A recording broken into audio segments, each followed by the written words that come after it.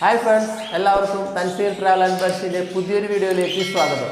അപ്പോൾ ഇന്നത്തെ വീഡിയോയിൽ നമ്മൾ പറയാൻ പോകുന്നത് നമ്മളുടെ ഇവിടെ ഉള്ളൊരു കോക്ടെയിൽ പെയർ ഉണ്ട്. ഒരൊറ്റ പെയറാണുള്ളത്. അപ്പോൾ ഇവരുടെ ഒരു അപ്ഡേഷൻസ് ഇപ്പോൾ കുറച്ച് നാളായിട്ട് ഞാൻ ഇട്ടിട്ടില്ല. അപ്പോൾ ആദ്യം വാങ്ങിച്ചൊരു പെയറാണിത്. ഈ ഒരു പെയർ മാത്രം എനിക്ക് ഇവിടെ ഉള്ളൂ.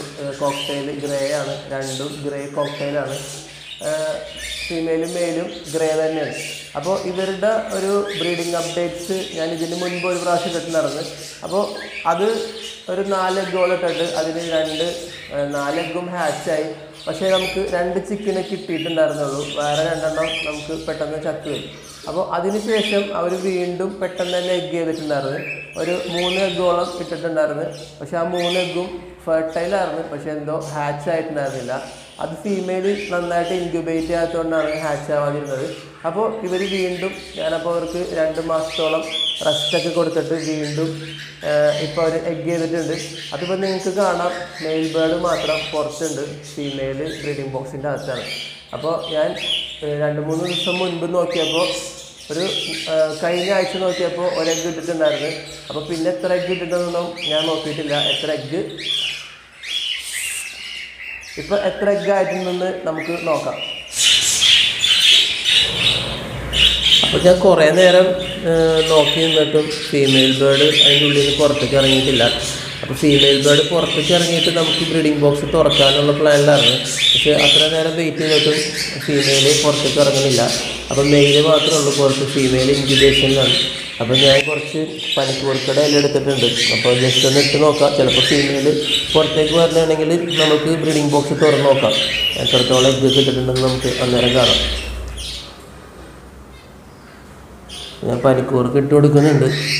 അപ്പോൾ വരുമെന്ന് നമുക്കൊന്ന് നോക്കാം. ബാ.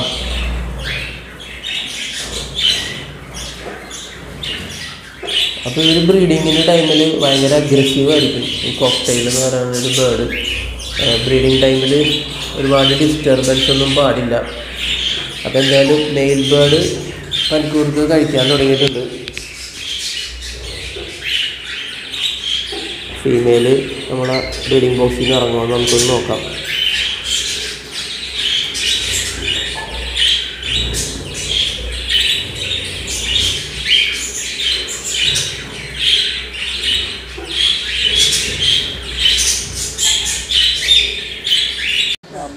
അപ്പോൾ ഇവിടെ നമ്മളുടെ മെയിൽ ബേർഡ് മാത്രമാണ് പനിക്കൂർക്ക് കഴിച്ചുകൊണ്ടിരിക്കുന്നത്. അപ്പോൾ ഫീമെയിൽ ബേർഡ് ഇത്ര നേരമായിട്ട് ഇറങ്ങിയിട്ടില്ല. അപ്പോൾ മെയിൽ ബേർഡ് ഇവിടെ നിന്ന് കഴിച്ചിട്ട് മിക്കവാറും ബ്രീഡിംഗ് ബോക്സിൻ്റെ ഉള്ളിൽ കൊണ്ടുപോയിട്ട് ഫീമെയിൽ ബേർഡിനെ ഫീഡ് ചെയ്യാനാണ് ചാൻസ്.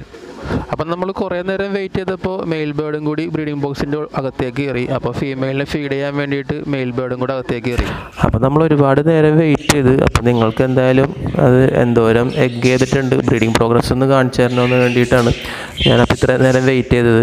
നമ്മളുടെ ഫീമെയിൽ സ്വമേധയാ പുറത്തിറങ്ങണമെന്നുണ്ടെങ്കിൽ കുറച്ചും കൂടി എളുപ്പമായിട്ട് നമുക്കത് ബ്രീഡിംഗ് ബോക്സ് ആക്സസ് ചെയ്യാമെന്ന് വിചാരിച്ചിട്ടായിരുന്നു.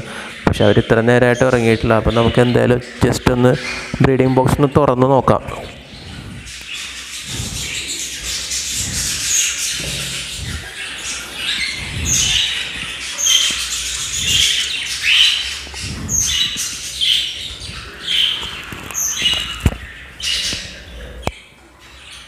ഈ ഫുള്ള് തുറന്നിട്ടില്ല. അപ്പോൾ ഈ ഒരു കോർണറിലായിട്ട് നമുക്ക് കാണാൻ പറ്റും ഇവിടെ 3 എഗ്ഗ് ഇരിക്കുന്നത്.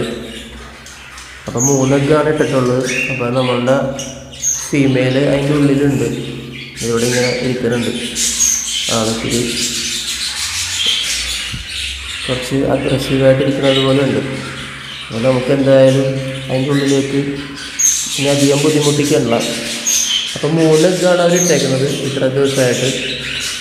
അപ്പോൾ ഇനി എഗ്ഗ് ഇടാൻ ചാൻസ് കുറവാണ്. ഒരാഴ്ച മുൻപ് ഞാൻ നോക്കിയപ്പോൾ ഒരു എഗ്ഗ് ഇറങ്ങും. അപ്പോൾ ഇന്നിപ്പോൾ നോക്കുമ്പോൾ 3 എഗ്ഗ് ഉണ്ട്. അപ്പോൾ എന്തായാലും ഇനി കൂടുതൽ എഗ്ഗ് ഇടാൻ ചാൻസ് കുറവാണ്.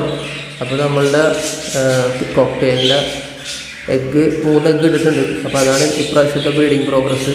ഇനിയിപ്പോൾ അതിൽ എത്ര എഗ്ഗ് ഹാച്ച് ആവുമെന്നുള്ളത് നമുക്ക് അടുത്തൊരു വീഡിയോയിൽ കാണാം. പിന്നെ നമ്മൾ ഇന്നലെ സെറ്റ് ചെയ്തൊരു ഫിഞ്ചസിൻ്റെ ഒരു കൂടെ ഉണ്ടായിരുന്നു. അപ്പോൾ ഫിഞ്ചസിൻ്റെ ഒരു ബ്രീഡിംഗ് സെറ്റപ്പ് പോലെ സെറ്റ് ചെയ്തിട്ടുണ്ടായിരുന്നു. അപ്പോൾ അവർ നമ്മളുടെ ആ ബ്രീഡിങ്ങിൻ്റെ നെസ്റ്റൊക്കെ ആക്സസ് ചെയ്യാൻ തുടങ്ങിയിട്ടുണ്ട്. ആ നെസ്റ്റിംഗ് മെറ്റീരിയലൊക്കെ കൊണ്ടുപോയിട്ട് ആ ബ്രീഡിങ്ങിൻ്റെ നമ്മൾ ഇന്നലെ ചിരട്ട വെച്ച് കൊടുത്തിട്ടുണ്ടായിരുന്നു. അപ്പോൾ അതിൻ്റെ അകത്ത് കൊണ്ടുവന്നിട്ട് കുറച്ച് ബ്രീഡിങ് മെറ്റീരിയൽസ് അല്ലെങ്കിൽ ഈ നെസ്റ്റിംഗ് മെറ്റീരിയലൊക്കെ ഇട്ടിട്ട് ചെറുതായിട്ടൊരു കൂടിൻ്റെ സെറ്റപ്പൊക്കെ ആക്കി വെച്ചിട്ടുണ്ട്.